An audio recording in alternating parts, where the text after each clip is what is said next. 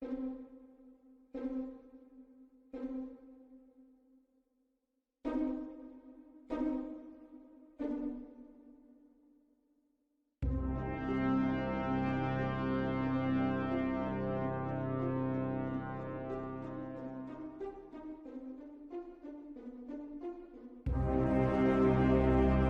premier qui, ayant enclos un terrain, s'avisa de dire « Ceci est à moi » et trouva des gens assez simples pour le croire, fut le vrai fondateur de la société civile.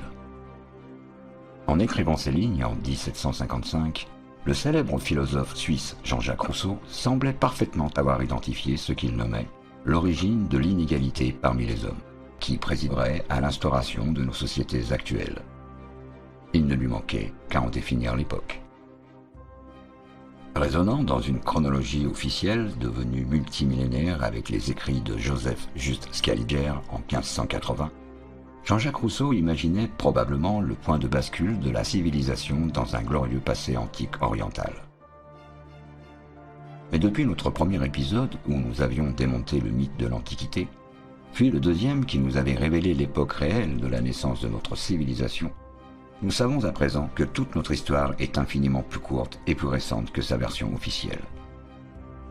Car s'il fallait rechercher le premier homme qui s'appropria un terrain par la force, qui exploita les paysans pour le cultiver à son profit, et qui fut ainsi le fondateur de notre société civile, ce n'est certainement pas dans une histoire multimillénaire que nous le trouverions, mais dans la figure d'un seigneur féodal bénéficiant soudainement de l'apport d'une technologie nouvelle qui lui avait fourni les moyens de ses ambitions malsaines. La maîtrise du fer, à peine quelques siècles avant l'an 1000.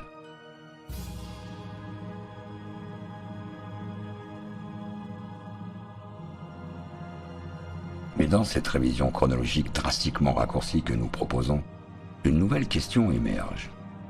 Si la civilisation n'était née qu'au Moyen-Âge central en Occident, de quand datent réellement les civilisations mythiques orientales qu'on nous présente comme très anciennes? Après tout, même s'ils sont récents, les vestiges égyptiens, grecs ou romains encore visibles de nos jours ont bien été bâtis à un moment donné. Mais quand exactement? C'est ce que nous vous proposons de tenter de découvrir pour Homme dans ce troisième épisode.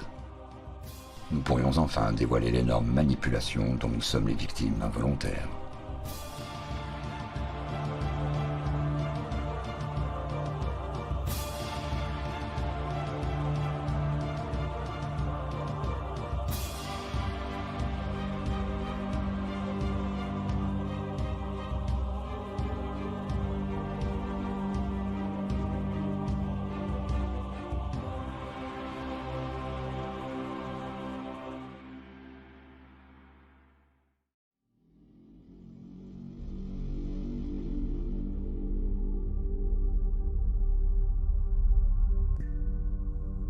En suivant le scénario débuté dans notre épisode précédent, nous devrions à présent être en capacité de dérouler le fil du temps pour découvrir comment notre société s'était progressivement bâtie à partir de l'an 1000 et était lentement arrivée à maturité.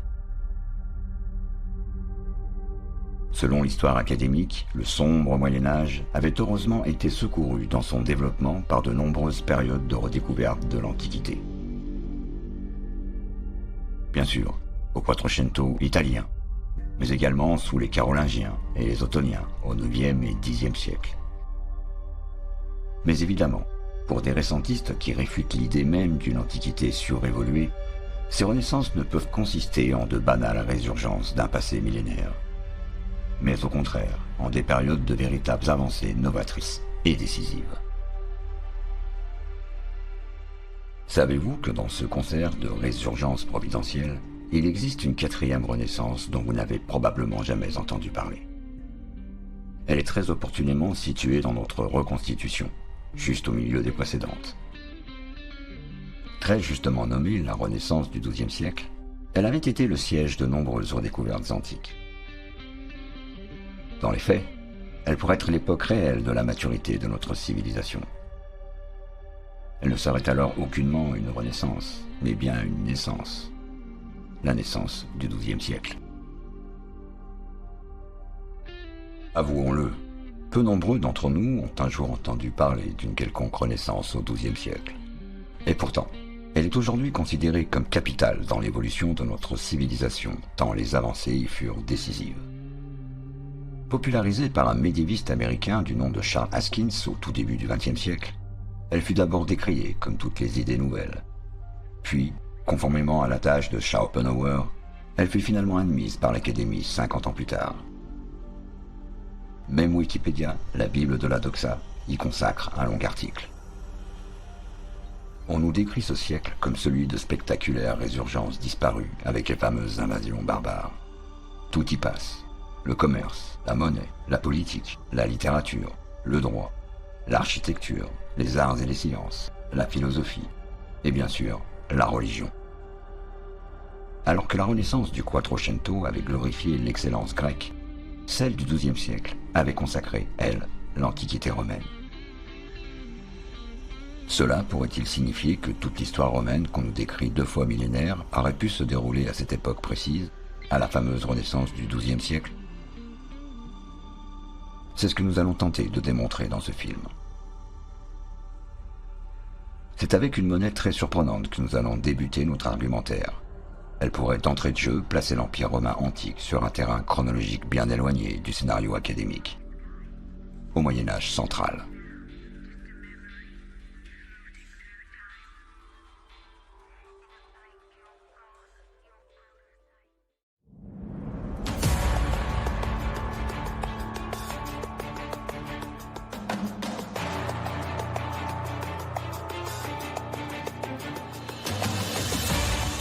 Dans l'épisode précédent, c'est le fer qui nous avait guidés. Nous allons à présent prendre du galon en suivant la piste d'un métal infiniment plus prestigieux. Follow the money, comme disent les Anglais. Suivez l'argent. Ils n'ont sans doute pas tort. Sauf qu'en termes d'argent, ici, il s'agit d'or. Nous avons déniché une véritable pépite, jusqu'alors jamais pointée dans la sphère récentiste. Et pourtant, à l'image de l'ananas de Pompéi exhumée par Andreas Tchourilov, elle pourrait bien devenir un indice incontournable à l'appui de l'hypothèse récentiste. Cette pépite est d'or, bien évidemment.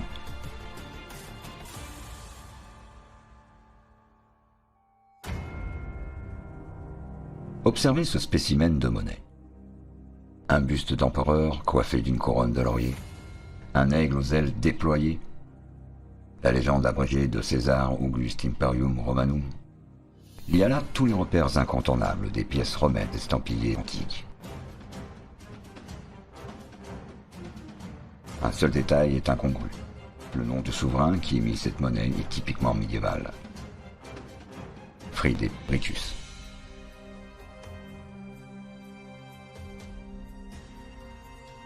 En l'occurrence, il s'agit bien d'un empereur, mais aucunement antique. Frédéric II de Hohenstaufen, empereur germanique, roi de Sicile et roi des Romains. Il fit frapper cette pièce dans le sud de l'Italie, à Brindisi, entre 1231 et 1250. On l'appelle une augustale. Que fiche en plein Moyen-Âge une pièce ressemblant comme 2 gouttes d'eau aux aureus romains supposés antiques? Pour les historiens académiques, elle n'est qu'une manifestation de la lubie excentrique d'un monarque mégalomane qui souhaitait s'attribuer le lustre des empereurs antiques. Pour le graphisme de son augustale, Frédéric II s'était probablement inspiré de cet aureus attribué au premier empereur romain, Octave Auguste. Une pièce de surcroît exactement frappée au même endroit, à Brindisi, mais 1200 ans plus tôt. Incroyable ressemblance, non?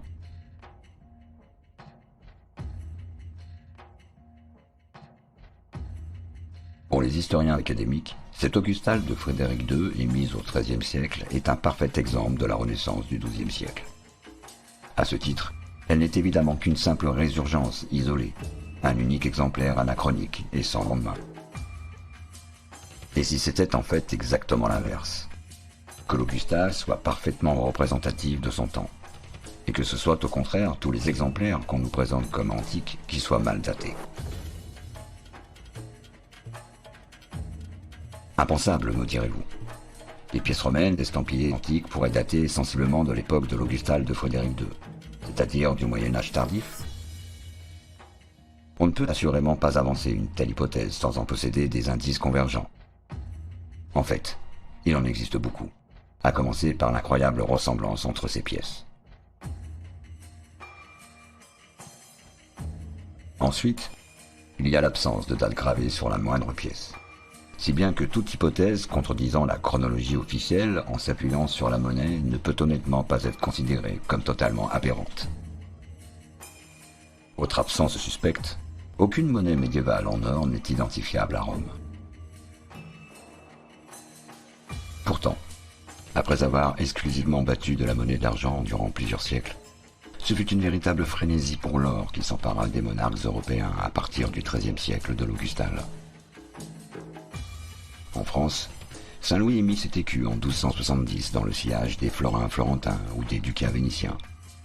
Ce qui fut également le cas de la papauté à partir de son exil en Avignon au tout début du XIVe siècle. Paradoxalement, dans la Rome médiévale, on avait curieusement omis d'émettre une monnaie d'or, malgré l'abondance de semblables exemplaires durant l'Antiquité. En fait, leur profusion est telle qu'elle affecte grandement leur cote. Là se trouve probablement la preuve ultime de la falsification de la chronologie de l'histoire romaine. Observez le prix qu'atteint cet Augustal médiéval. Presque 26 000 €. Eh bien, sachez que ce prix prohibitif est bien souvent supérieur à celui d'authentiques spécimens supposés antiques.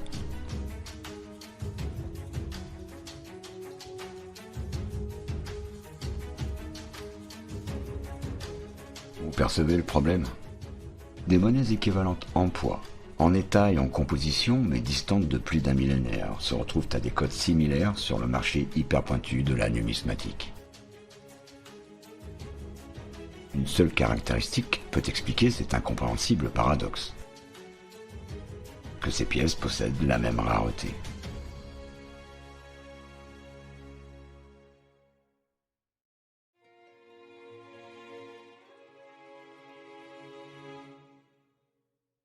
Considérant alors leurs nombreuses similitudes, le même graphisme, le même poids d'or, le même état de conservation et finalement la même rareté, rien ne nous empêche d'imaginer que ces pièces distantes conventionnellement de plus d'un millénaire ne datent pas dans les faits de la même époque.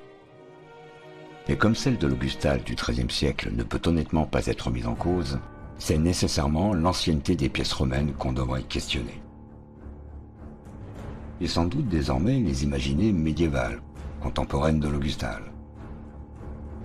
Ou peut-être même pire.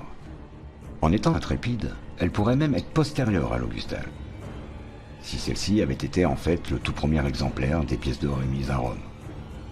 Car comme nous l'avons vu, ce n'est qu'à partir de l'époque de l'Augustal qu'on frappa de l'or en Occident, et certainement pas 2 millénaires plus tôt. Si tel était le cas, nous aurions alors résolu l'énigme de l'absence de monnaie d'or à Rome au Moyen-Âge. Elle aurait bien existé, mais elle avait été artificiellement propulsée dans un passé millénaire fictif.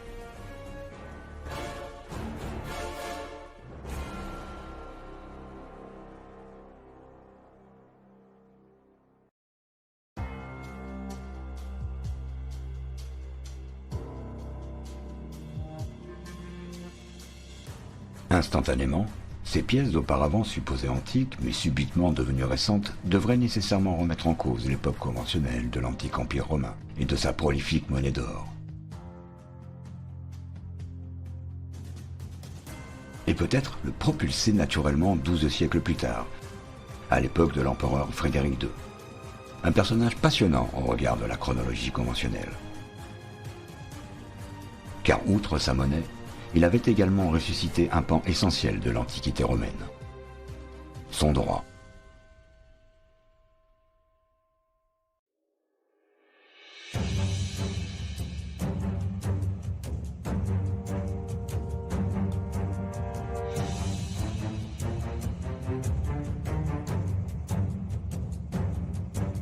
Unanimement reconnu par les historiens comme un monarque éclairé, Frédéric II s'entoura d'une cour qui fut en avance sur son temps dans de nombreux domaines, notamment littéraires, artistiques et scientifiques. En contact étroit avec le monde méditerranéen de par leur localisation, les érudits du royaume de Sicile avaient opéré une synthèse savante des connaissances européennes et orientales.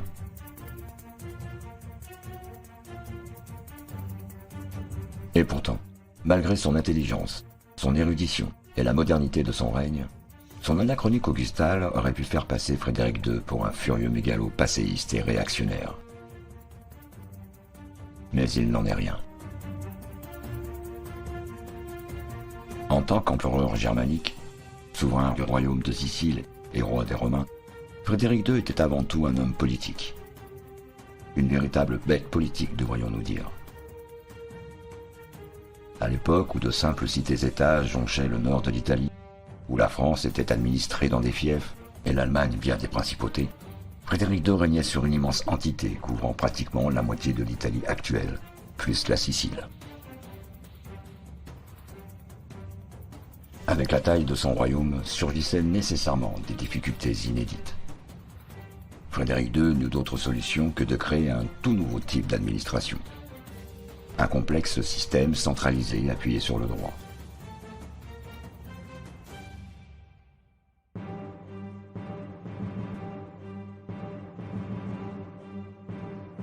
Cette initiative est tellement inédite pour l'époque, elle ne naîtra en France qu'un siècle plus tard avec Philippe le Bel, que sa modernité est unanimement saluée par les historiens. Cette admiration soudaine pour un homme du XIIIe siècle est bien curieuse de la part d'historiens qui nous expliquent dans le même élan que les empires centralisés existaient en Égypte depuis 4 millénaires et dans la Rome voisine depuis le 1er siècle de notre ère. Voici là un paradoxe supplémentaire concernant Frédéric II. Comment peut-on à la fois nous le décrire comme un souverain doté d'une remarquable modernité politique, tout en s'émerveillant qu'il ressuscite un système centralisé archaïque?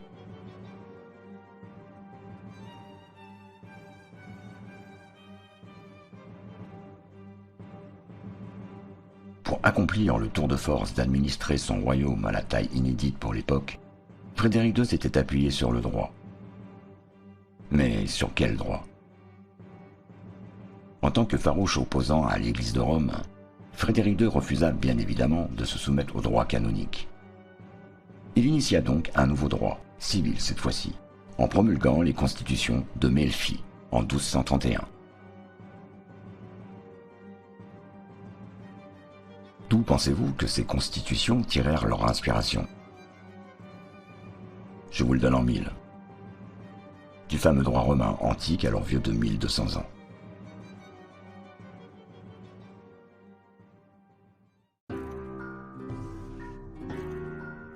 Et oui, à l'image de nombreux domaines, la Renaissance du XIIe siècle avait providentiellement été le siège d'une fameuse redécouverte. Celle du droit romain, dont avait évidemment bénéficié Frédéric II. C'est pas magique tout ça? Voilà qu'un empereur germanique du XIIIe siècle, admirateur d'un empereur romain du premier, dont il avait déjà piqué la monnaie, rédige à présent un code de loi à son nom. Le Liber Augustalis. Ne commencez-vous pas à trouver le concept de renaissance un peu facile? En parfait argument d'autorité, il permet à lui seul de justifier instantanément tous les paradoxes de Frédéric II. Un souverain à la fois loué pour sa modernité politique et pourtant manifestement tourné vers le passé. Mais pour un récentiste pour qui l'idée même d'une renaissance est parfaitement grotesque, cette soudaine résurgence du droit romain antique au début du XIIIe siècle pourrait sonner comme un indice temporel supplémentaire. Le règne de Frédéric II n'aurait aucunement été celui d'une providentielle résurrection d'une pratique millénaire, mais tout simplement celle de la création d'un droit civil nouveau pour les besoins de l'administration du vaste royaume de Frédéric II. Et comme il était entre autres roi des Romains, c'est tout à fait naturellement qu'on appela son droit le droit romain.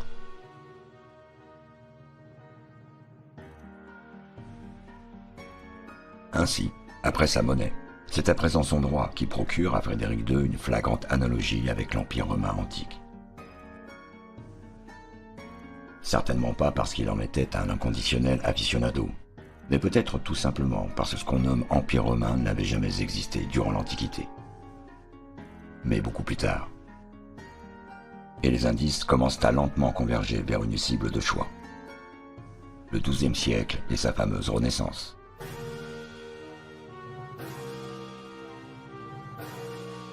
D'autant plus convergents que les rapprochements ne s'arrêtent pas là. En effet, une autre caractéristique essentielle attribuée à l'Antiquité romaine allait également se retrouver à cette époque récente. Sa langue.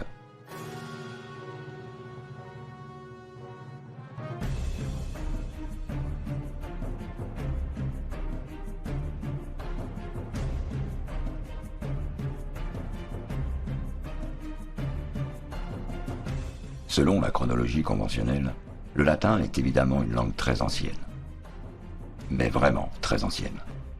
Car les historiens n'hésitent pas à la faire remonter au VIe siècle avant notre ère, ayant succédé à la langue étrusque des premiers siècles de la fondation de Rome, en moins 753. En tant que langue parlée et écrite, elle fut un des ciments de la fameuse civilisation romaine antique. Une langue tellement auréolée d'un glorieux passé qu'elle perdurera presque exclusivement dans le milieu scientifique jusqu'au XVIIe siècle. Et qu'elle est encore actuellement celle de l'Église catholique. Voici là une langue dont les origines supposées antiques devraient bien évidemment attirer la suspicion d'un récentiste.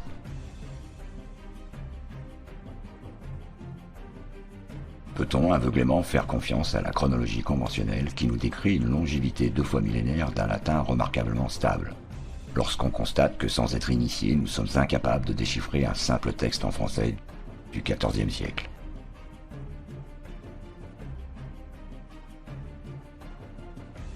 Évidemment non. Il est très improbable qu'en 1000 ans d'existence dans l'Antiquité romaine, le latin ait si peu évolué au regard des langues vernaculaires. Il est également très improbable que dès son apparition, une langue ait directement bénéficié d'une subtile syntaxe, d'une grande précision dans son vocabulaire et d'une complexité dans ses déclinaisons, ce qui est le cas du latin. Un personnage de notre histoire pourrait à lui seul détenir la solution à ces deux mystères. Ce n'est pas une figure mineure sortie des méandres du passé, mais au contraire, un auteur incontournable qu'aucun linguiste ni aucun étymologiste ne peut ignorer, puisqu'il fut indiscutablement l'un des pères de la langue italienne. Dante. Au début du XIVe siècle, Dante Alighieri identifia le principal écueil à la diffusion de ses œuvres poétiques auprès d'un large public, la multiplicité des langues parlées en Italie. Ainsi, 2 siècles avant que François Ier ne s'empare du problème en promulguant l'édit de Villers-Cotterêts qui instaurait le français comme langue officielle des édits royaux, Dante Alighieri opéra la première tentative d'unification de la langue italienne dans son ouvrage intitulé De Vulgari Eloquentia, paru en 1303.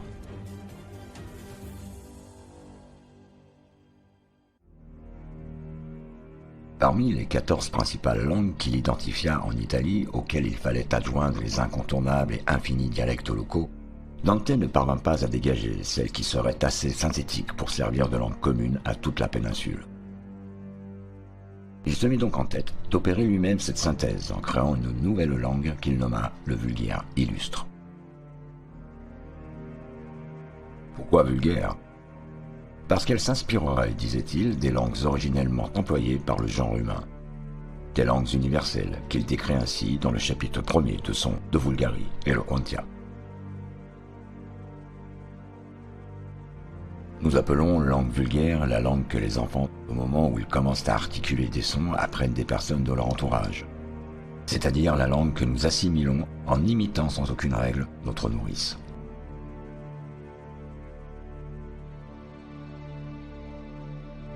Face à cette description élogieuse des langues naturelles, Dante opposait curieusement le latin. Il lui accordait de toute autre propriété, nécessairement très interpellante pour un récentiste. Il existe ensuite un autre parler qui nous est secondaire, que les Romains nommèrent grammaire, et qui ne s'acquiert que par l'étude. Que doit-on comprendre de cette étrange comparaison? D'abord que le latin est secondaire aux langues vulgaires. Mais secondaire en quoi? Certainement pas en prestige, puisqu'il est la langue des érudits. Peut-être Dante voulait-il simplement nous dire que le latin était juste secondaire, chronologiquement. Mais voyons, comment peut-on prêter à Dante une culture linguistique aussi lacunaire après tout son travail sur la langue italienne? Tout le monde sait très bien qu'en la matière, tout descend de l'ancestral latin. D'ailleurs, dans son ouvrage le plus célèbre, La Divine Comédie, c'est bien en compagnie d'un auteur classique latin du 1er siècle de notre ère, Virgile, qu'il entame son chemin vers l'enfer, le purgatoire, puis le paradis. Mais sachant qu'antique veut simplement dire ancien en latin, qui peut honnêtement savoir quelle antiquité Dante accordait à Virgile? Plus d'un millénaire ou juste quelques siècles qui auraient parfaitement suffi à lui valoir l'épithète d'antique. Ce pourrait bien être le cas, car Dante nous dit ensuite que les Romains nommèrent cette langue grammaire. Or, s'il fallut lui donner un nom, c'est nécessairement qu'elle est nouvelle, et pas ancestrale. Il persiste et signe enfin de la tirade.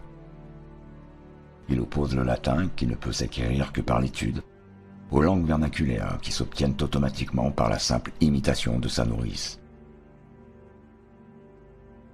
C'est donc que pour Dante, le latin n'est probablement pas une langue naturelle, mais artificielle. C'est sans conteste une bien étrange description du latin que nous livre Dante au regard de la chronologie académique.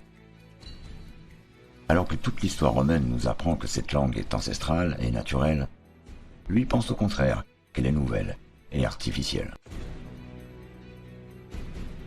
Nous livrerait-il des informations complémentaires? Oui, dans la suite de sa tirade. Il existe ensuite un autre parler qui nous est secondaire, que les Romains nommèrent grammaire, et qu'on apprend par l'étude, qui n'est rien d'autre qu'une certaine identité inaltérable de la langue dans les divers temps et lieux. Voici donc pour Dante la justification de sa description du latin. Il consiste en une identité linguistique inaltérable dans le temps et la géographie. Une langue figée en quelque sorte, car non soumise à l'inévitable évolution des langues naturelles.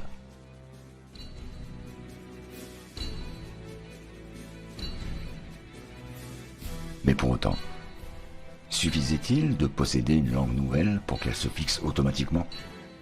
Probablement pas. Cette condition est nécessaire, mais pas suffisante. C'est une universitaire italienne, Donatella Copini, qui nous livre le fin mot de l'histoire.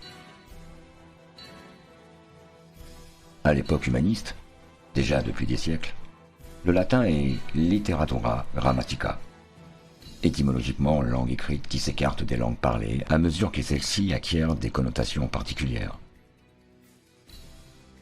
C'est une langue non parlée, même si la vitalité du latin peut se relier à des usages oraux sectoriels, politiques, liturgiques, ecclésiastiques, de communication internationale. Voici donc que Donatella Copini nous révèle ici la condition indispensable à la fixation du latin qu'on constate. Qu'il n'ait jamais été une langue vulgaire parlée, soumise à l'évolution naturelle, mais un langage savant, littéraire, scientifique ou liturgique, et surtout, uniquement réservé à l'écrit. Une description qui va de toute évidence à l'encontre de tout ce qu'on nous raconte de l'Antiquité romaine. À eux deux, Dante et Donatella Copini nous offrent désormais de toutes nouvelles perspectives concernant le latin. Ils nous permettraient sans doute d'éclaircir sa nébuleuse origine en résolvant ces deux principales énigmes. D'abord sa remarquable stabilité qui s'expliquerait par son exclusivité écrite. Et puis son haut degré d'aboutissement dès son origine qui serait dû à une création tardive à l'époque où les langues vernaculaires avaient elles-mêmes atteint ce degré de complexité. Le latin serait donc une création récente. Mais de quand exactement? et par qui? Des documents primordiaux pourraient nous permettre de répondre à ces questions. Voici les Placiti Cassinesi, les minutes d'un jugement qui sont considérés comme les plus anciens documents écrits en langue italienne. Ils concernent un procès qui fut intenté en 960 contre l'abbaye du Mont Cassin pour une sombre histoire de possession territoriale contestée. Mais plus que leur contenu, c'est la forme de ces Placiti Cassinesi qui nous importe. Ils font partie de ce qu'on appelle des documents en semi-latin, car ils mêlent une langue vernaculaire et le latin. Mais quelle sorte de latin exactement? On l'appelle le latin médiéval.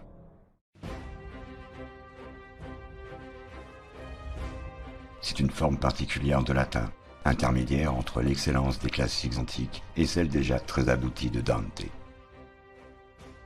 Eh bien sachez que la présence de ce latin intermédiaire au Xe siècle n'a strictement aucun sens du point de vue chronologique. Car si, conformément à l'éternel refrain, on avait effectivement perdu le latin avec les invasions barbares, puis progressivement redécouvert au cours du Moyen-Âge, quelle sorte de latin aurait-on possédé au Xe siècle? Un latin balbutiant, comme à ses premiers jours au VIe siècle avant notre ère, il y avait 1500 ans? Ou la forme parfaitement aboutie qui existait juste 4 siècles plus tôt, à la chute de l'Empire romain? Évidemment, on aurait logiquement directement redécouvert la forme la plus proche chronologiquement, c'est-à-dire le latin classique, sans avoir à revivre toutes les étapes archaïques de la formation de la langue.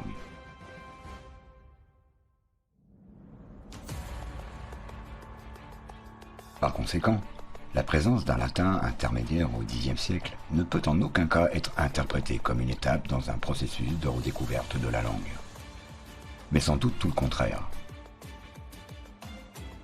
Il serait une étape logique dans le processus de création même de cette langue.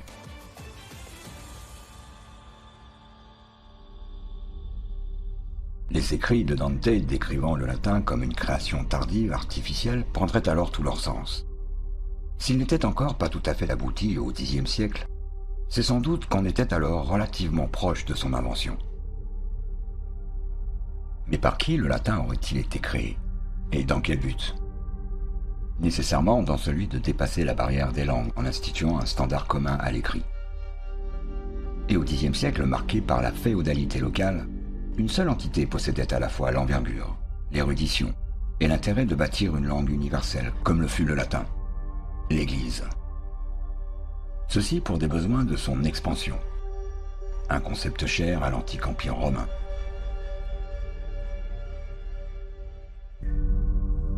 Ainsi, la conception du latin ne daterait que des alentours du Xe siècle, tout au plus d'un siècle plus tôt.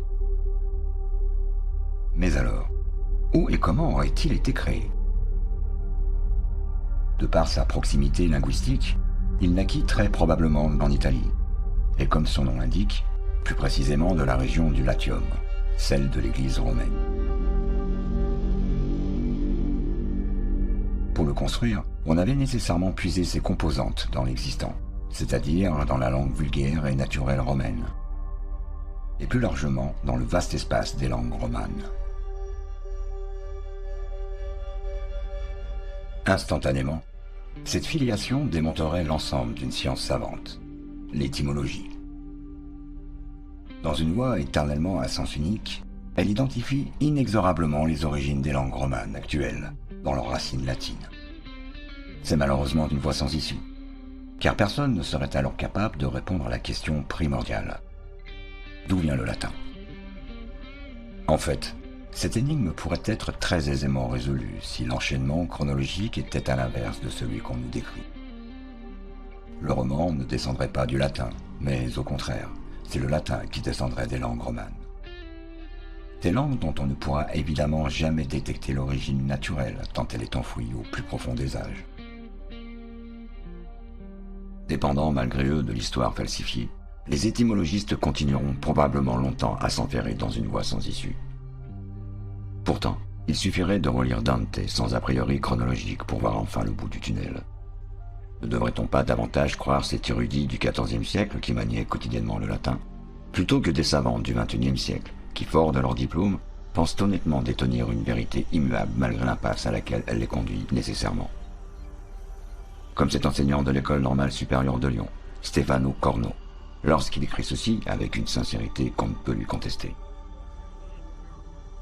Même si aujourd'hui le fait que les langues romanes descendent du latin nous paraît évident, ceci n'était pas le cas pour Dante, car à son époque, le latin apparaissait comme une langue artificielle, la seule douée d'une vraie grammaire, qu'on avait constituée pour sauver les hommes de la confusio linguarum, comme une sorte de langue franche ou d'espéranto.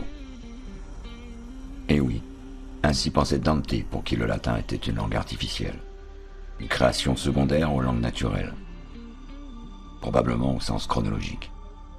Mais malheureusement, si on lui donnait raison aujourd'hui, le château de cartes de plus en plus chancelant de l'Empire romain antique ne tarderait pas à s'écrouler. Car après sa monnaie, puis son droit, c'est désormais les origines de sa langue que nous identifions au Moyen-Âge central. Il va devenir de plus en plus compliqué de nous faire avaler l'unique argument des subites redécouvertes. Il ne manquerait plus à cette copie presque conforme de l'Antiquité romaine au Moyen-Âge que nous y retrouverions sa fameuse République. Pour le coup, le tableau serait parfaitement achevé. Eh bien, figurez-vous qu'elle existe, encore et toujours au XIIe siècle. Elle pourrait définitivement sonner le glas de l'époque antique de l'histoire romaine.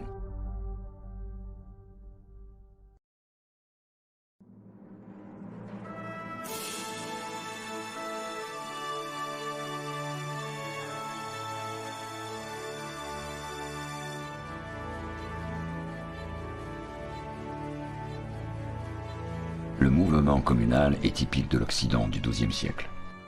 Pas d'une antiquité grecque ou romaine de moins 500, soit 2 fois millénaire.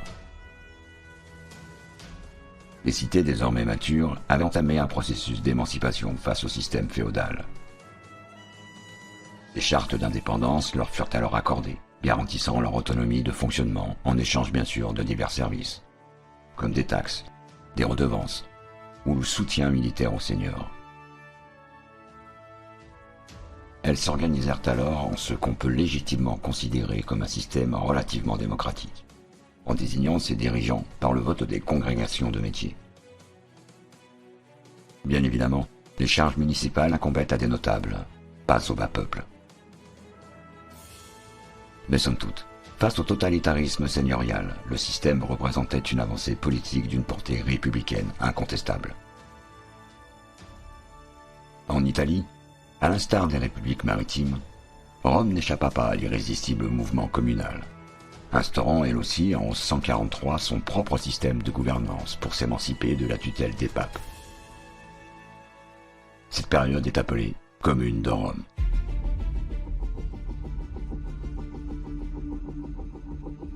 En avez-vous déjà entendu parler?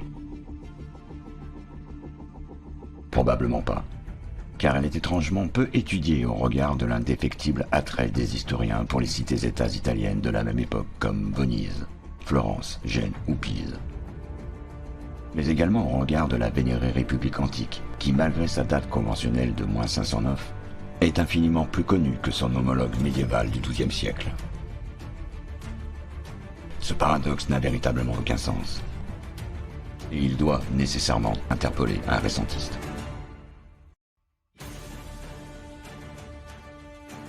Comment expliquer que des historiens pétris d'une antiquité romaine et d'un Moyen-Âge italien marqué par des systèmes républicains aient pu faire l'impasse sur le même phénomène apparu au XIIe siècle dans la plus renommée des cités, Rome?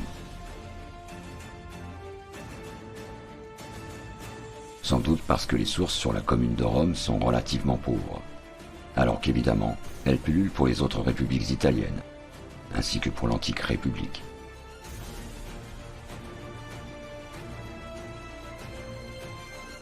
Le manque cruel d'intérêt des historiens pour la commune de Rome fut heureusement comblé par un collectif d'auteurs dirigé par un historien médiéviste, André Vauchèze, grâce à l'ouvrage sorti d'abord en italien en 2006, puis traduit en français en 2010, intitulé simplement « Rome au Moyen-Âge ».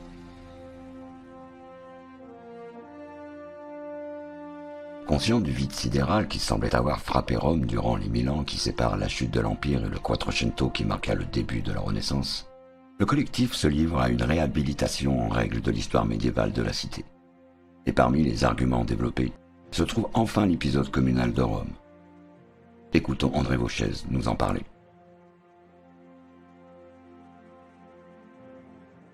À partir du XIIe siècle, se produit, comme partout en Italie, un mouvement communal. C'est-à-dire que la population de Rome, l'élite de la population, c'est pas tout le monde bien sûr, aspire à ne pas être entièrement dépendant de la papauté et du clergé. Et donc il y a une commune qui se crée et qui va co-diriger la ville, mais alors de façon souvent extrêmement chaotique et difficile, avec la papauté, pendant pratiquement jusqu'à la fin du Moyen Âge, jusque vers 1400.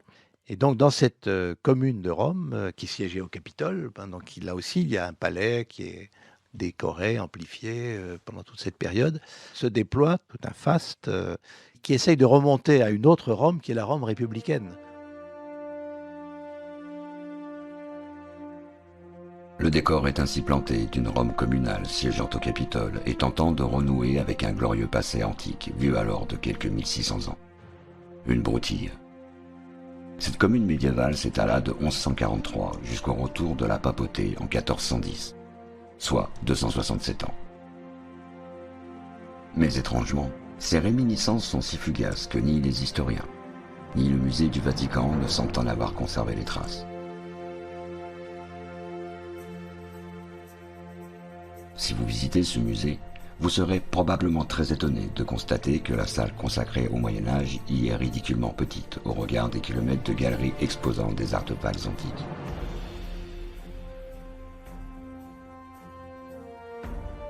Il ne s'était donc rien passé de marquant à Rome au Moyen-Âge pour que son musée, le plus important, n'y consacre qu'un ridicule espace. Il y eut pourtant cet épisode communal de plus de 200 ans, c'est-à-dire le temps que durèrent les croisades. Peut-on imaginer un Occident tronqué d'une période aussi incontournable de son histoire? Eh bien, c'est le cas à Rome avec l'épisode communal.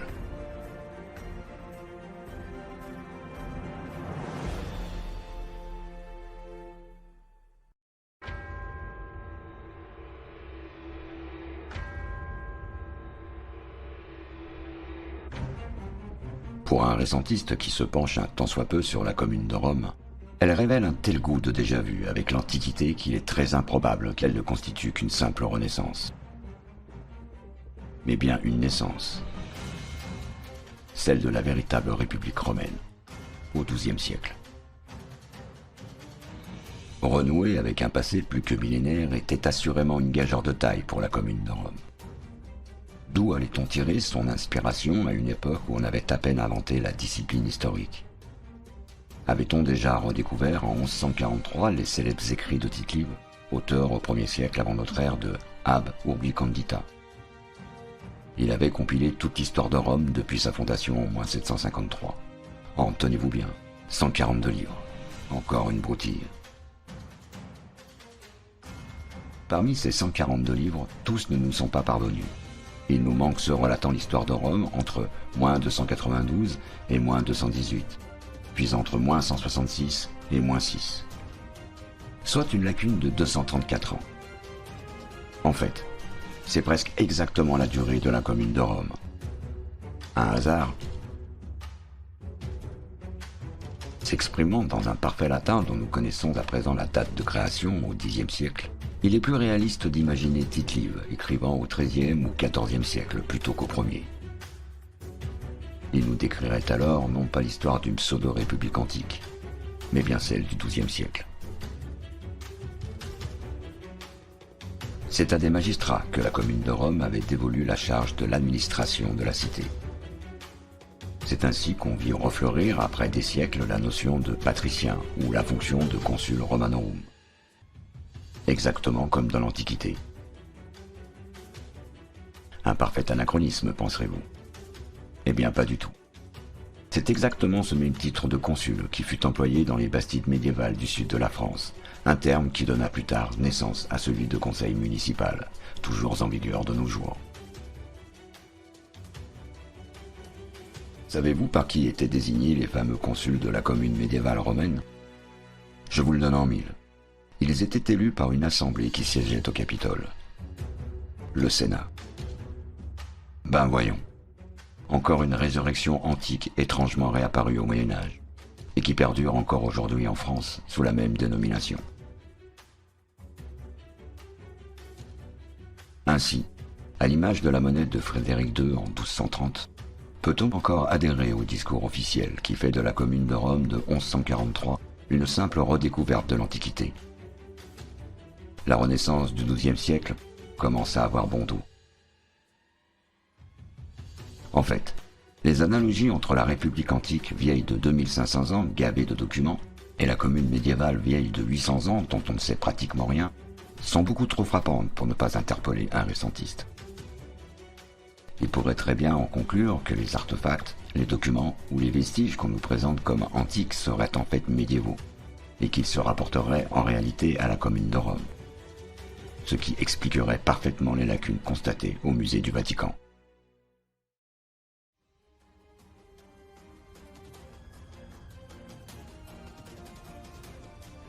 Si les traces qu'on pense antiques ne dataient que du Moyen-Âge, qu'adviendrait-il alors du célèbre emblème né sous la République, le sigle SPQR?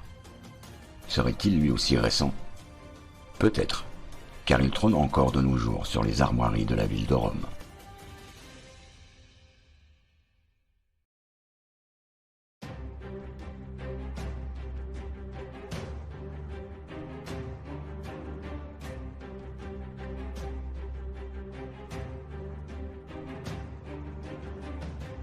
Le sigle SPQR, cher à Astérix et à la République antique, réémergea soudainement comme symbole de la commune médiévale de Rome.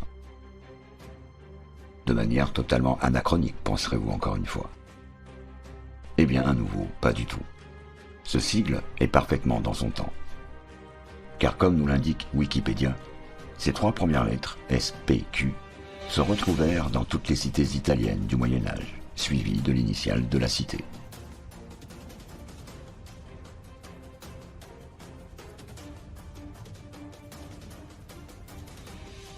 On retrouve même le SPQR au XVIe siècle, trônant sur la façade du château de Fontainebleau, érigé par François Ier.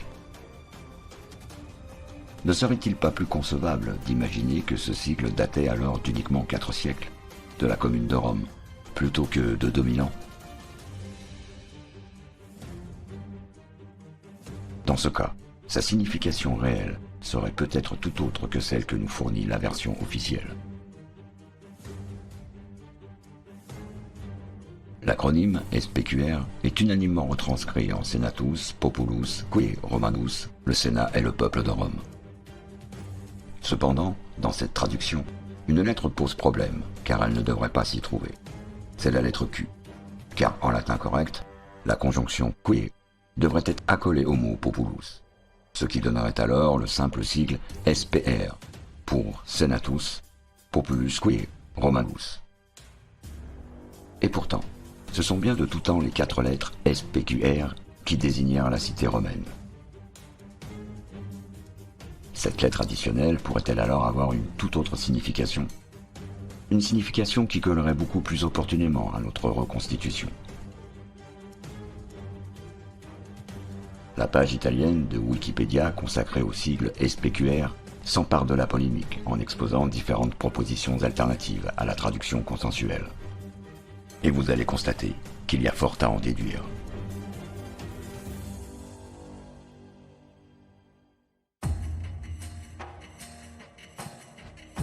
La plus communément admise de ces alternatives est que le Q correspondrait en fait au terme quiritium, signifiant citoyen.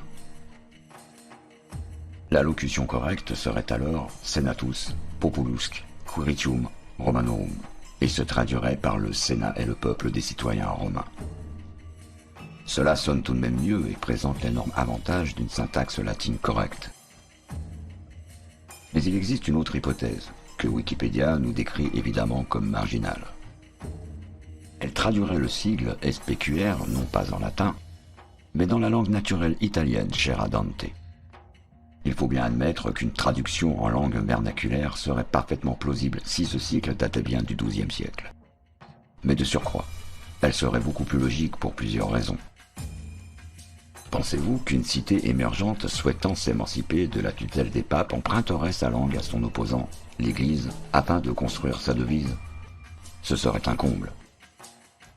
Pensez-vous que toutes les cités italiennes revendiquant leur autonomie seraient allées pêcher leur sigle dans une antique histoire romaine, l'archétype même d'un État centralisé dont ils souhaitaient s'émanciper?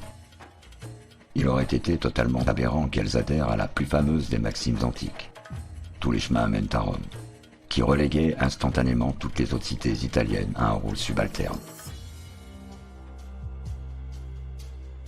Forte de ces arguments, la traduction proposée est alors la suivante.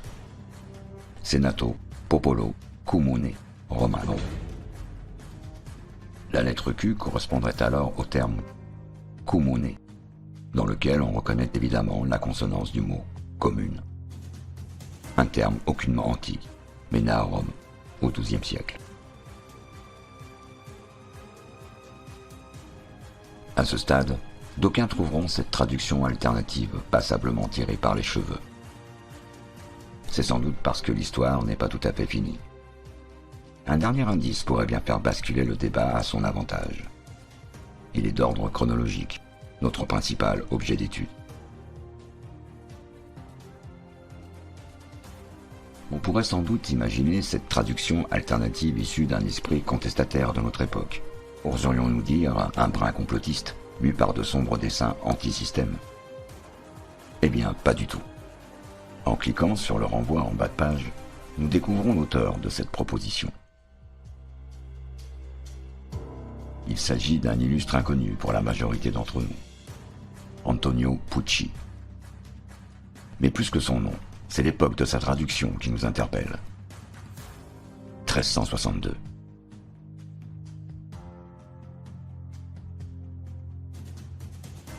Ainsi, la traduction du Q de SPQR en comune n'émane pas d'un hurluberlu moderne en mal de célébrité, mais d'un contemporain de Dante, également poète florentin, adepte de la langue vernaculaire, et comme Dante très impliqué dans la politique florentine. Bref, un parfait érudit. Qui doit-on croire dans cette histoire? Les historiens modernes, vivant à des siècles des faits et tenus à respecter une chronologie multimillénaire qui les pousse à imaginer un sigle SPQR en latin? Ou un érudit parfaitement informé qui avait justement vécu en pleine période communale de Rome, et qui voyait au contraire dans le sigle SPQR une locution en langue naturelle italienne?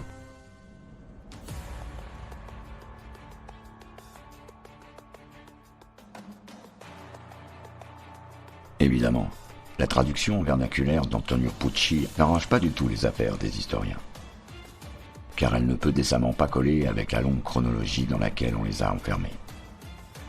C'est probablement pourquoi Wikipédia la considère comme marginale. Mais pour nous autres récentistes, libres de tout conflit d'intérêts, ce dernier indice pourrait s'avérer décisif. En détruisant l'origine ancienne et latine du sigle SPQR, elle détruirait là automatiquement l'époque antique de la République romaine. Nous pourrions alors définitivement la resynchroniser 1600 ans plus tard, au XIIe siècle, dans l'épisode de la Commune de Rome.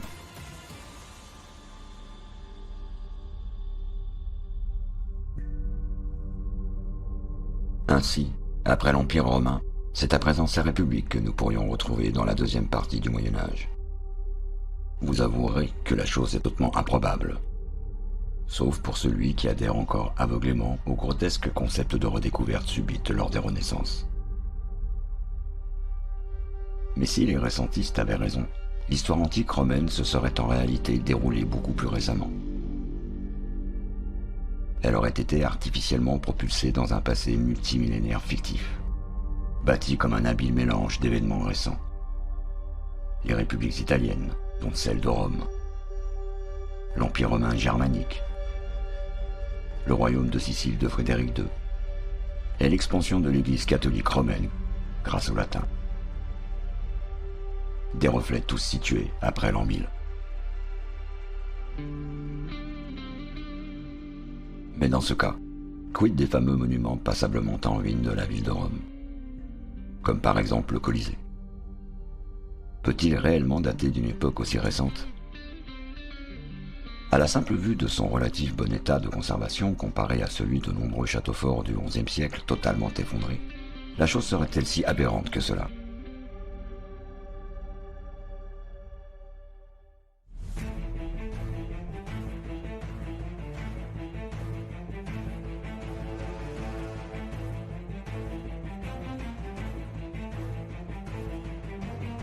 Pour l'histoire conventionnelle, le Colisée est une construction antique datant des débuts de l'Empire romain, du 1er siècle de notre ère, plus exactement achevé vers l'an 80. Il avait été le siège de joutes entre gladiateurs ou poètes, mais également entre des animaux féroces et des martyrs chrétiens. Une histoire sanglante qui fait froid dans le dos. Mais après tout, la cruauté est sans doute admissible dans ces périodes reculées. Peu importe si elle est en totale contradiction avec l'esprit éclairé et humaniste qu'on prête aux Romains antiques. L'histoire du Colisée est abondamment documentée jusqu'à la chute de l'Empire, époque où il disparaîtra des radars avec les invasions barbares. C'est assez curieux, car on aurait pu imaginer que des barbares se seraient au contraire délectés de spectacles sanguinaires dans un amphithéâtre de 50 000 places. Malgré quelques apparitions sporadiques dans les textes du Haut Moyen-Âge, ce n'est qu'au XIIe siècle qu'on en retrouve la trace. La puissante famille romaine des Frangipanes aurait transformé l'antique construction en une forteresse à laquelle on attribuera fort naturellement le nom de colosse, le Colisée. Le problème, c'est qu'aucun monument antique n'a jamais porté ce nom, car il ne s'est imposé qu'au Moyen-Âge. En fait, l'arène de Rome s'est toujours appelée Amphithéâtre Flavien, du nom, nous dit-on, d'une ancienne famille impériale qui l'avait commandité. Mais en latin, Flavia signifie tout simplement jaune. Ce terme pourrait tout naturellement se rapporter à la couleur ocre de sa pierre de construction. C'est ce que nous confirme Madame de Staël, visitant l'édifice au XIXe siècle. Le Colisée, la plus belle ruine de Rome, se termine dans la plus noble enceinte où se manifeste toute l'histoire. Ce magnifique édifice, dont seules les pierres nues d'or et de marbre subsistent, servait d'arène aux gladiateurs, combattant des bêtes féroces. Ainsi, si le nom de Flavia correspondrait simplement à la couleur dorée des pierres de l'amphithéâtre, il ne viendrait aucunement d'une quelconque famille ancestrale nommée Flavius. Quant au nom Colisée qu'on attribue de nos jours à l'amphithéâtre jaune, il pourrait tout simplement provenir de la colossale forteresse bâtie au XIIe siècle par la famille Frangipane dont il ne reste rien. Car c'est justement sur son site qu'on avait plus tard bâti le célèbre amphithéâtre. Succédant à la forteresse, il serait alors nécessairement postérieur au XIIe siècle. Mais de combien de temps exactement ?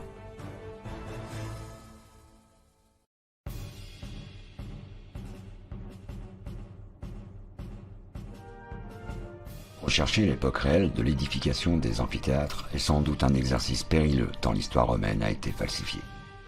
Pour plus de confiance, nous pourrions peut-être nous diriger vers le sud de la France, à Arles ou à Nîmes, où 2 exemplaires comparables au Colisée sont encore en activité de nos jours. Malheureusement pour l'histoire officielle, rien en France ne vient au secours de l'origine antique de ces monuments. Et certainement pas cette estampe que nous vous montrions dans notre premier film, représentant les monuments de Nîmes intacts au XVIIe siècle. Comme à Rome, on constate le même vide sidéral pendant 1000 ans concernant la présence de ces monstres de pierre trônant en plein centre-ville, qu'évidemment personne ne pouvait ignorer puisqu'ils constituent encore aujourd'hui les symboles incontestables de leur cité. Après leur désaffection par les barbares wisigoths au VIe siècle, ce n'est qu'avec les visites de François Ier dans le sud de la France en 1516 qu'on en retrouve la trace. Et à cette époque déjà, le monarque s'attristait du pauvre sort de ces joyaux, squattés par de pauvres gens qui y avaient élu domicile. Leur état de délabrement au début du XVIe siècle laisse à penser qu'ils avaient peut-être à cette époque déjà quelques siècles d'ancienneté. Sous l'impulsion de François Ier, ils auraient pu alors bénéficier d'une campagne de restauration visible sur l'estampe.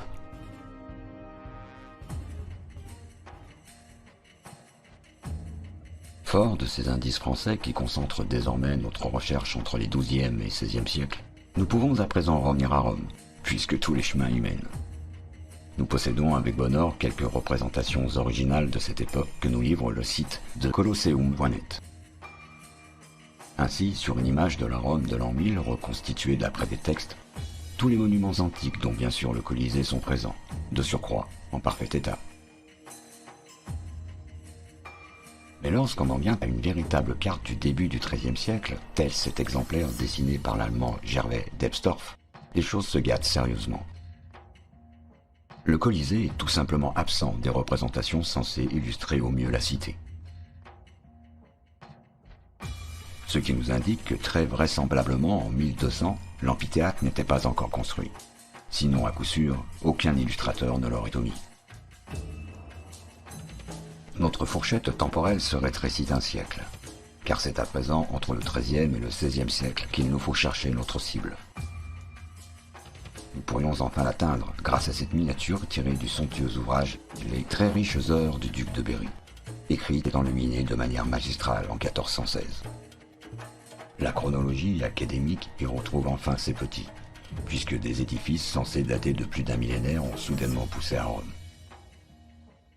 Dans un parfait anachronisme, des édifices typiquement médiévaux comme les murailles, les tours ou les églises côtoient allègrement les aqueducs, le Panthéon, une statue équestre, la colonne Trajan, la pyramide de Celsius et bien sûr l'amphithéâtre. Visiblement en parfait état, ces bâtiments se seraient donc considérablement dégradés en un siècle, jusqu'à la visite de François Ier. Mais ils seraient restés intacts durant les 1300 ans qui les séparent de leur construction au 1er siècle de notre ère. Vous voyez bien que cette chronologie académique ne rime strictement à rien. Ce plan est tellement emblématique qu'il ne sera jamais démenti par la suite.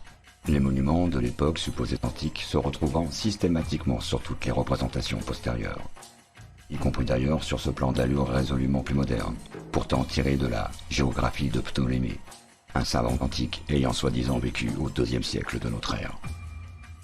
Malheureusement pour la chronologie officielle, son ouvrage illustré ne fut publié pour la première fois qu'en 1478, à une époque où l'amphithéâtre romain était déjà attesté depuis 60 ans par les enluminures du duc de Berry.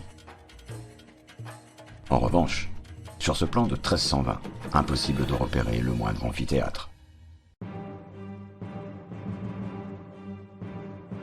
Passionnant, car la fourchette temporelle se réduirait à une simple centaine d'années, entre ce plan daté de 1320 et la miniature de 1420. Et comme l'indice décisif de notre enquête, cette période est très particulière dans l'histoire médiévale de Rome. C'est très précisément l'époque de l'exil des papes en Avignon, entre 1309 et 1418, parfaitement synchronisée avec notre estimation de l'époque réelle de la construction du plus grand amphithéâtre du monde, le Colisée de Rome. Des gladiateurs qui s'entretuent, des bêtes féroces affamées du sang des condamnés, des courses de chars endiablés, des joutes oratoires satiriques ou des martyrs chrétiens. Si le tableau qu'on nous décrit des jeux du cirque était exact, même théâtralisé à l'image de nos combats de catch actuels, pensez-vous que la papauté ait pu tolérer de telles transgressions aux valeurs de l'Église sous son autorité? Probablement pas.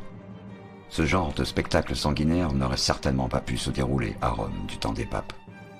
C'est d'ailleurs exactement ce qu'on nous explique de l'Antiquité où leur violence causa leur condamnation par l'Église. D'abord par le plus chrétien des empereurs, Constantin Ier en 326, puis en 365 par Valentinien, pour finir par l'abolition de la gladiature en 438. On conservera néanmoins les chasses aux animaux sauvages à Rome jusqu'en 523. Par la suite, on n'entendit plus parler de gladiateurs avant 1139. Sans doute car on avait rejoint la véritable chronologie. Chose curieuse, en ajoutant simplement 1000 ans de dates antiques qui virent la condamnation des jeux du cirque par la papauté, nous pourrions peut-être obtenir la chronologie réelle. Mais pourquoi 1000 ans au juste? Une valeur sortie du chapeau? Eh bien non. C'est un des enseignements d'Anatoly Fomenko, le père du récentisme moderne. Il a identifié de nombreuses dates médiévales où le i remplace curieusement le 1, comme dans cet exemple. Par cette simple manipulation du i originel en 1, on faisait automatiquement gagner 1000 ans à toute la chronologie. Ce qui expliquerait parfaitement que les Italiens nomment les années 1400 le Quattrocento, le 4e siècle, et non pas le 15e. Dans le cas qui nous concerne, en rétablissant ces 1000 ans artificiellement tronqués, nous tomberions alors en 1326, puis en 1365 pour les premières condamnations des jeux romains, pile pendant l'exil des papes en Avignon. C'est peut-être parce qu'en leur absence, sous la République, débarrassée de la tutelle castratrice de l'Église, on avait bâti à Rome le grand amphithéâtre jaune, dont les papes avaient condamné les pratiques barbares depuis la lointaine Provence. La date de 438, promulguant l'abolition des combats de gladiateurs, tomberait alors en 1438, parfaitement compatible avec le retour de la papauté à Rome 20 ans plus tôt, en 1418. On avait tout de même conservé au Colisée l'exhibition d'animaux sauvages jusqu'en 523, donc jusqu'en 1523. Nous retrouverions alors magiquement l'époque de François Ier en visite des amphithéâtres du sud de la France. Que pratiquait-on dans ces arènes du Midi? Eh bien peut-être exactement la même tradition qu'aujourd'hui. Des courses taurines. Si ce n'est qu'en 1139, quand on trouve la trace des combats de gladiateurs dans les décisions papales, c'est sans doute que leur début ne date que de cette époque. Pas d'une lointaine antiquité et pas dans des amphithéâtres qui n'étaient pas encore construits, mais simplement sur les foires médiévales, à l'image de nos animations gauloises, à base de montreurs d'ours. Ces combats, probablement fictifs, s'attirèrent néanmoins immédiatement les foudres de l'Église, qui les condamna lors du deuxième concile du Latran. Preuve qu'effectivement la papauté ne voyait pas d'un bon œil ces pratiques guerrières, et qu'il y avait fort peu de chances pour que le Colisée ait été bâti sous leur autorité. Mais plutôt comme nous le pensons, au cours de leur exil en Avignon au XIVe siècle. C'est d'ailleurs ici, dans la cité d'Avignon, devenue temporairement la capitale de la chrétienté, que nous pourrions trouver un indice décisif de l'époque récente que nous avançons. En effet, il existe ici une caractéristique incompréhensible au regard de toutes les villes significatives de la vallée du Rhône. De Nîmes à Lugdunum, en passant par Arles, Orange, Vaison-la-Romaine ou Vienne, elles sont toutes constellées de vestiges romains. Une seule cité avait apparemment échappé à cette invasion architecturale. Avignon. Là, on n'identifie qu'un unique indice de l'omniprésence romaine constatée dans tout le sud de la France. Et il est bien maigre. Ce sont ces simples arcades attribuées à l'Antiquité, mais tellement ressemblantes à celles du Moyen-Âge. Objectivement, comment l'histoire académique peut-elle justifier qu'une cité provençale située au cœur de la romanisation échappe miraculeusement au phénomène qui frappa toutes les villes environnantes? Pour comprendre cette exception, il aurait fallu que la cité bénéficie d'un statut pour le moins singulier à l'époque de l'édification de ces monuments. Malheureusement, rien dans l'histoire de l'antique Avignon ne nous confirme sa singularité. En revanche, il existe bien une époque tout à fait particulière dans l'histoire de la cité. Mais elle se situe beaucoup plus tard, lors de l'accueil de la papauté.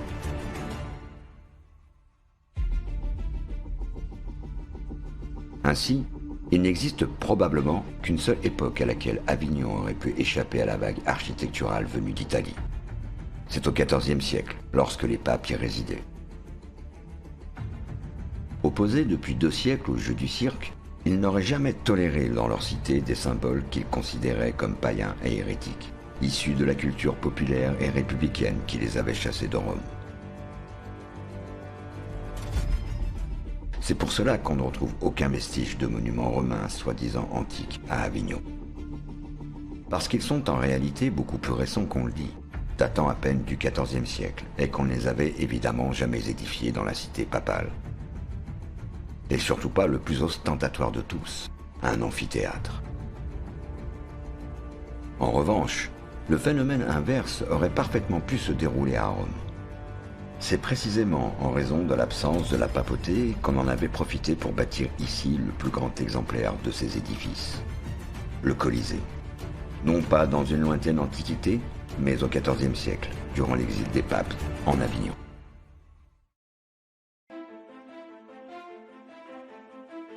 Le grand amphithéâtre romain représentait l'aboutissement ultime d'une longue tradition de ce type d'édifice. Bien plus modeste que le colosse aux 50 000 places, les exemplaires originels avaient été érigés en Campanie, à Pompéi, dont nous connaissons désormais la date réelle de l'ensevelissement en 1631, et à Capoue, où se trouvait d'ailleurs une célèbre école de gladiateurs. Selon la chronologie relative, le Colisée avait été bâti 150 ans après les premiers amphithéâtres. Si on imagine le Colisée construit au cours du XIVe siècle, Cela reporterait les premiers amphithéâtres aux alentours des années 1200. Dans 2 cités qui faisaient alors partie du royaume de Sicile. À cette époque, nous serions très opportunément sous le règne d'un personnage qui présente de furieuses analogies avec l'antique empire romain, et qui de surcroît s'était attiré les foudres de la papauté. Frédéric II.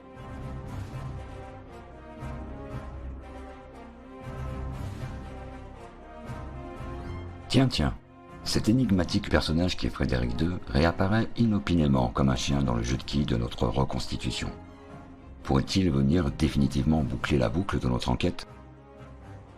Déjà adepte de la monnaie impériale, puis du droit romain, c'est à présent sous son règne qu'auraient été bâtis les premiers amphithéâtres, les symboles pourtant incontestés des premiers empereurs antiques. Que pensez-vous qu'il faille conclure de cette nouvelle concordance? 2 options s'offrent désormais à vous. Soit vous persistez à adhérer au concept académique de la redécouverte de l'Antiquité, et là, nous ne pouvons plus rien pour vous. Soit vous pensez désormais que l'histoire impériale romaine ne s'est jamais déroulée à partir d'un Auguste du 1er siècle de notre ère, mais en réalité à l'époque de Frédéric II, contemporain d'un autre Auguste, le roi Philippe II de France, dont l'énigmatique surnom de Philippe Auguste n'aurait soudainement plus rien d'anachronique. Dans ce cas, vous seriez sans doute définitivement devenu un affreux complotiste de l'histoire, un récentiste.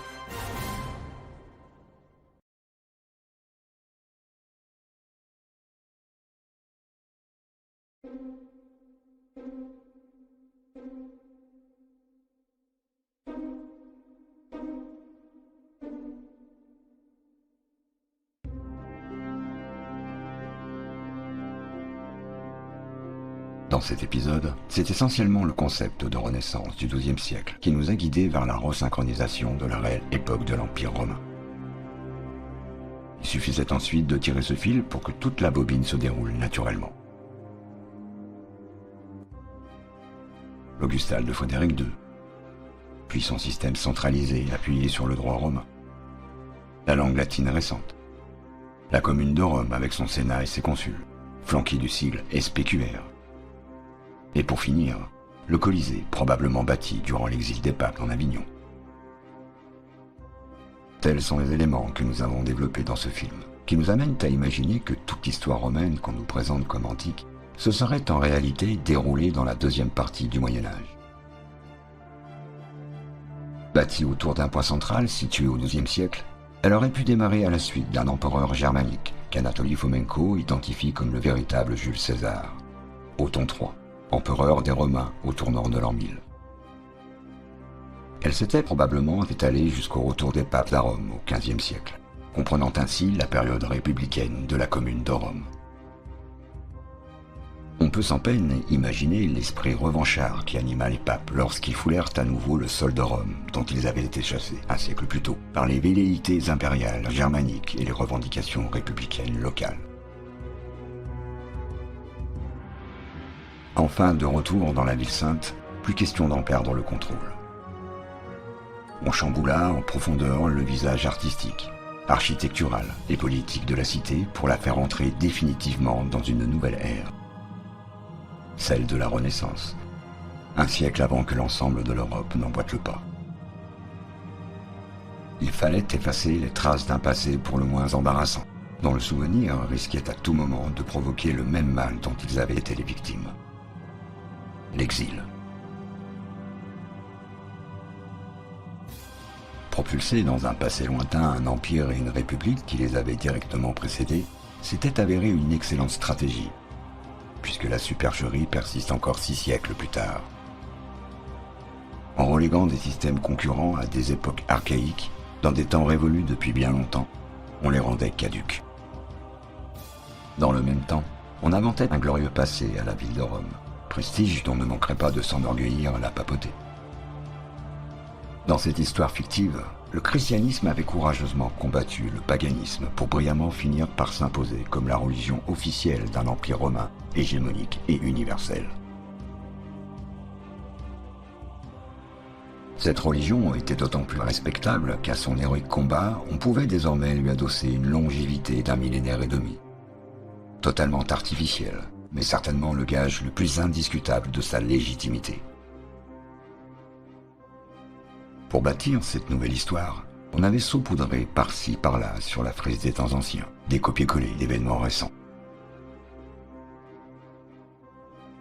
Comme le sac de Rome perpétré en 1527 par les troupes de Charles Quint. Probablement le seul événement du genre que connut Rome dans son histoire.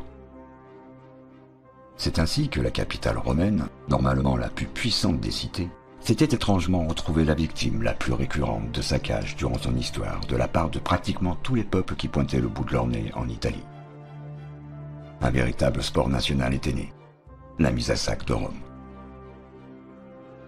Ici, ce fut à 7 reprises exactement. En moins 390 par les Gaulois, en plus 410 par les Wisigoths, en 455 par les Vandales, en 546 par les Ostrogoths, en 846 par les Sarrasins, en 1084 par les Normands, et finalement en 1527 par Charles Quint. Quelle étrange fatalité s'était donc abattue sur la glorieuse cité pour qu'elle s'attire ainsi les foudres permanentes de ses ennemis et qu'elle soit incapable de se défendre malgré ses célèbres remparts. Sans doute aucune autre fatalité que le copier-coller du sac de Rome de 1527.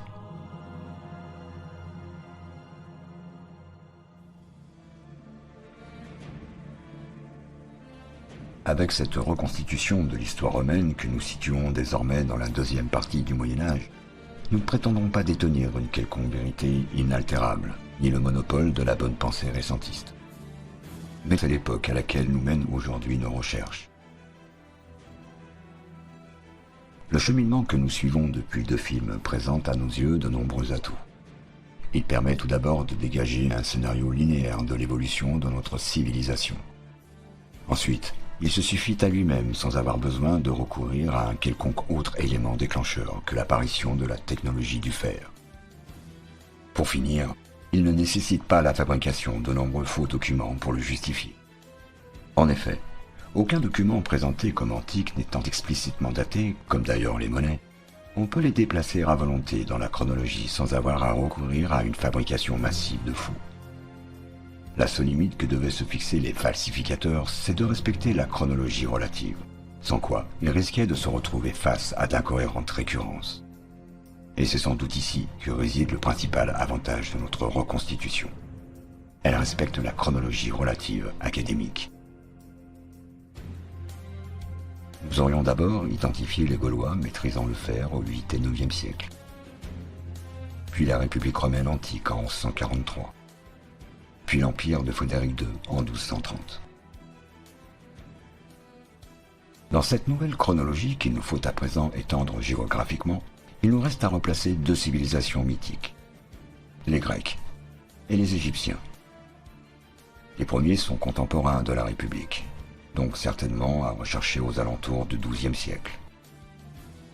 Les deuxièmes, les Égyptiens, sont infiniment plus anciens dans la chronologie relative, ce qui tend à nous indiquer que lorsqu'elle fut connue des Européens, cette civilisation avait sans doute pris une longueur d'avance sur l'Europe médiévale, notamment en matière religieuse. C'est ce qui nous reste à découvrir à présent dans nos prochains épisodes.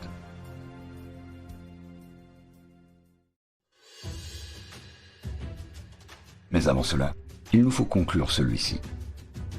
Ne dérangeons pas à la tradition, nous avons l'habitude de le faire à l'aide d'une anecdote. Ce sont les fameuses enluminures médiévales qui vont nous la fournir. Voici des illustrations issues d'un célèbre ouvrage réalisé en 1214. On y découvre des scènes de bataille où les soldats sont naturellement vêtus avec l'harnachement de leur temps, des armures et des casques métalliques. On les imagine parfaitement sur un champ de bataille du temps d'Othon III ou de Frédéric II. Le problème, c'est que le titre de cet ouvrage, Les Faits des Romains, nous renvoie irrémédiablement à une lointaine antiquité. Et pour cause. Lorsqu'on se penche sur le détail du texte, le contexte chronologique change diamétralement d'époque. On découvre alors que l'ouvrage est consacré à décrire la vie d'un célébrissime personnage issu de l'Antiquité, Jules César. Que font donc ces soldats romains antiques censés avoir vécu au 1er siècle avant notre ère, habillés à la mode du XIIIe siècle? De deux choses l'une. Soit les illustrateurs avaient été d'une parfaite incompétence, imaginant naïvement qu'on possédait les mêmes armements 1200 ans avant eux, soit comme nous l'expliquent les historiens, les artistes du Moyen-Âge ne s'embarrassaient pas de ce genre de détails et représentaient les hommes de l'Antiquité selon les modes vestimentaires de leur temps. Il existe peut-être une troisième voie qu'aucun historien ne pourra jamais emprunter.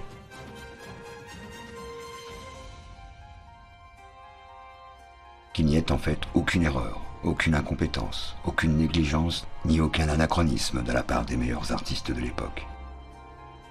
Ils avaient tout simplement représenté les soldats romains tels qu'ils les connaissaient, c'est-à-dire en armure médiévale. Parce qu'ils avaient en réalité vécu à la même époque que la parution de l'ouvrage décrivant leurs faits, au Moyen-Âge, du temps des empereurs germaniques. Dans ce cas, ce serait en fait le titre de Kaiser qui avait été latinisé en Kaiser, et non l'inverse, comme tout le monde le pense.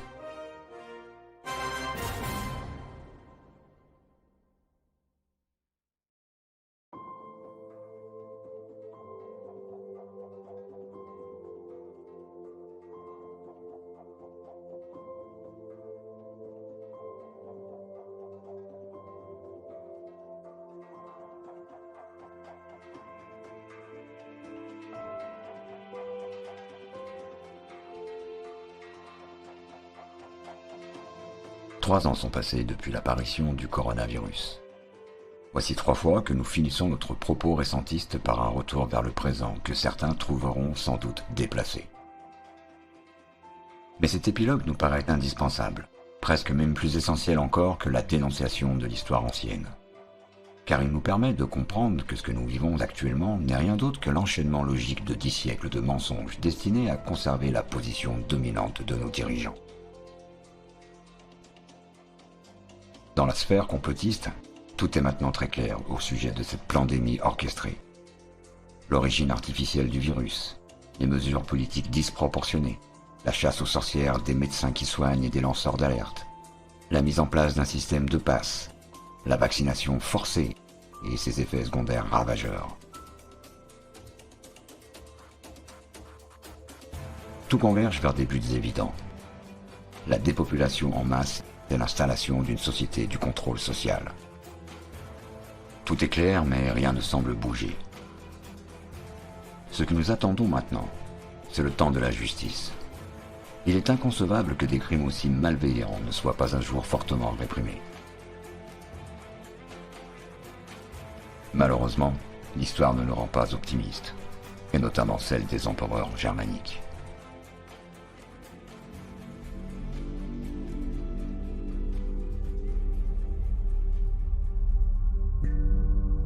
Ne vous êtes-vous jamais demandé pourquoi des princes territoriaux allemands, surpuissants dans leur lande, avaient accepté d'élire un empereur et de se placer volontairement en position de second dans la pyramide féodale?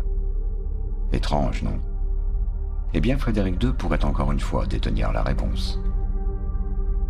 Dans une émission de Storia Voce disponible sur YouTube, l'historien Sylvain Guggenheim nous en apprend davantage sur la manière dont il fut choisi. Frédéric est élu très jeune, voire enfin quasiment, non pas à l'état de bébé, mais presque, il est élu à 3 ans. Comment expliquer cette élection dans le contexte de l'époque? Il est élu à 3 ans parce que son père a proposé au prince donc, cette élection, et en échange d'un certain nombre de concessions, les princes ont accepté. En fait, c'est toujours une question de donnant-donnant ou d'échange. Les princes acceptent d'élire le fils du roi comme futur roi, à condition que le roi réponde favorablement à certaines de leurs exigences ou maintienne certains de leurs privilèges. Tiens donc, l'élection du roi d'Allemagne, qui seul peut ensuite devenir empereur, était donc régie par de petits arrangements entre puissants de ce monde. L'élu n'était ainsi aucunement le plus méritant, mais le plus corruptible, celui qui accorderait ensuite le plus de privilèges aux princes électeurs. Dans le fond, il n'était qu'une simple marionnette à la solde des commanditaires qu'il avait placés sur le trône. Pourrait-on y déceler un parallèle avec la situation actuelle ? La suite de l'entrevue nous éclaire davantage sur le rôle exact de l'empereur germanique.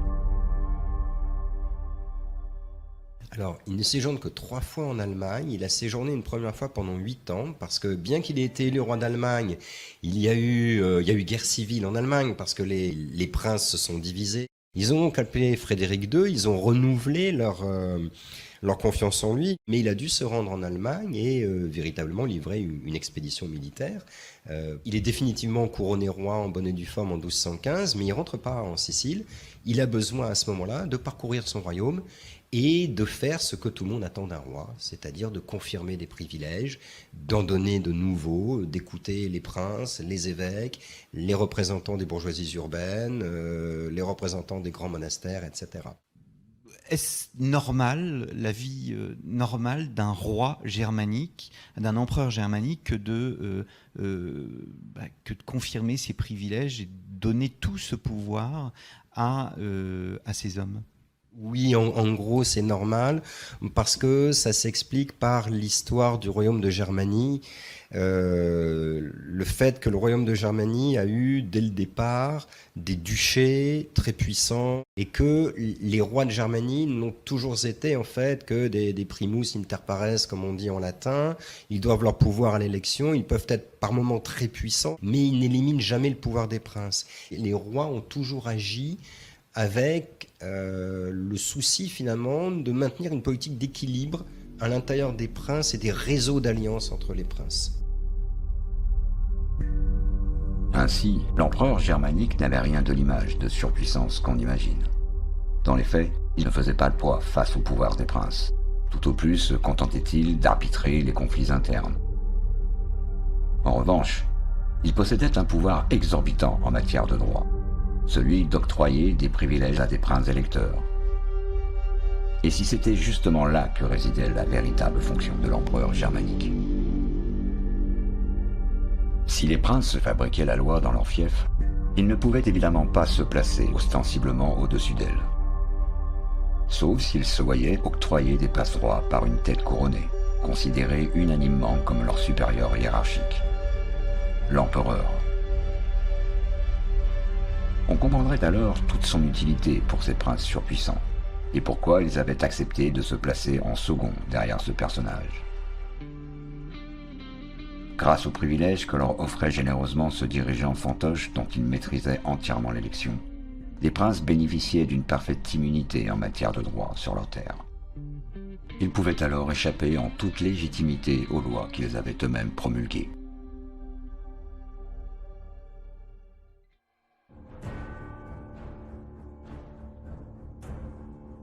Et s'il en avait toujours été ainsi en matière de justice, qu'elle avait de tout temps eu comme seule fonction de protéger les dirigeants au détriment du petit peuple? C'est ce que dénonçait déjà Jean de La Fontaine au XVIIe siècle. Selon que vous soyez puissant ou misérable, les jugements de cour vous rendront blanc ou noir. Ces privilèges dénoncés par La Fontaine ont-ils vraiment disparu avec la Révolution française, comme tentent de nous l'expliquer les manuels scolaires? Eh bien, pas du tout. Ils ont simplement changé de main. De la royauté et la noblesse, ils sont passés aux nouveaux puissants de ce monde, les riches industriels avides et les dirigeants politiques corrompus. Ce sont eux désormais que les jugements de cour feront blanc. Si bien qu'il existe probablement peu d'espoir du côté de la justice pour châtier ceux qui ont généré et entretenu la pseudo-pandémie de coronavirus. Ils s'en sortiront à coup sûr, lavés de toute accusation, exactement comme du temps de La Fontaine, parce qu'on a soigneusement organisé leur impunité depuis des siècles. Ne comptons évidemment pas sur les médias pour établir une justice à géométrie variable. Ils sont désormais détenus en totalité par les grands financiers. Et naturellement, ils protègent leurs intérêts. Ils ne dénonceront donc jamais les terribles révélations qui émergent uniquement dans la sphère alternative.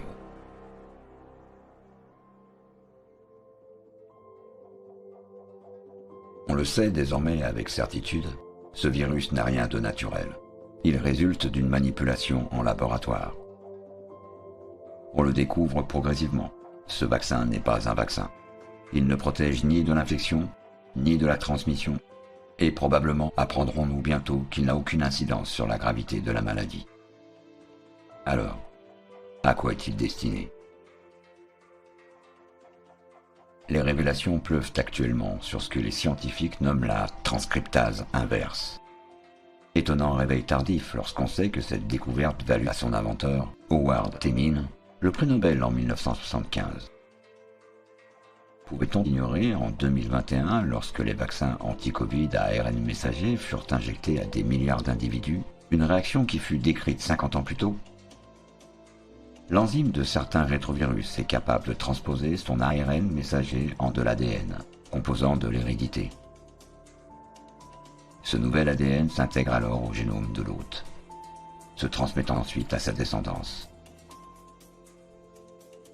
Cela signifie qu'en injectant un ARN messager bien choisi chez un humain, on peut aboutir à la modification de son ADN, et donc de son génome. Terrifiant. Dans cet océan de mensonges et d'impunité entretenu par la justice et les médias, qui pourra réellement s'opposer au machiavélique plan mondialiste contre les populations? S'il existe des dirigeants souverainistes qui s'opposent aux Young Global Leaders infiltrés dans la plupart des États, des milliardaires prêts à se battre pour rétablir la liberté de parole, ou de courageux lanceurs d'alerte, ils n'y arriveront pas sans nous, le peuple. Alors n'allez pas croire que cet épilogue n'est qu'un pamphlet anecdotique dans notre discours récentiste. C'est tout l'inverse. Il est un appel au réveil des populations.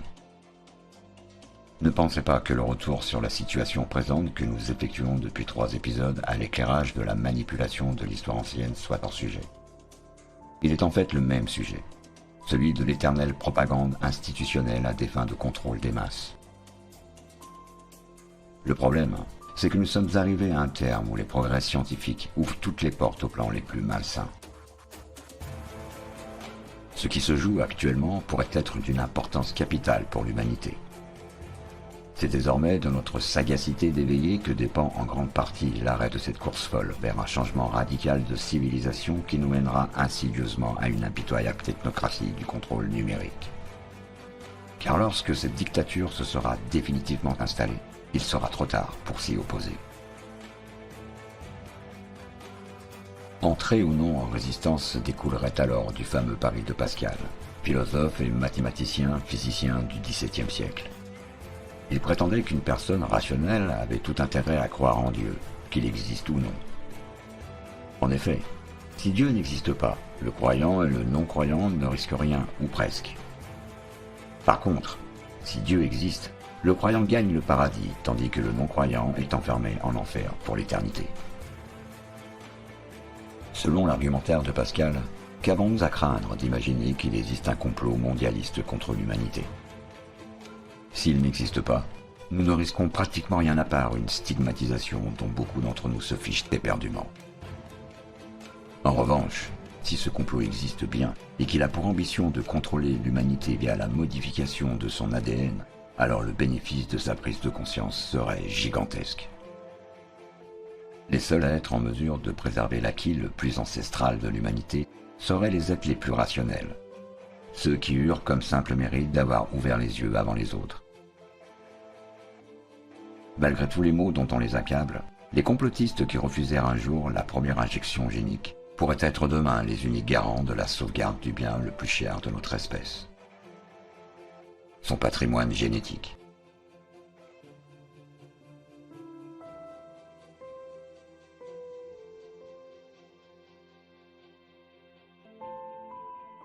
Comme le disait le regretté professeur Luc Montagnier, ardent résistant jusqu'à son dernier jour, les gens non injectés sont les gardiens de l'humanité.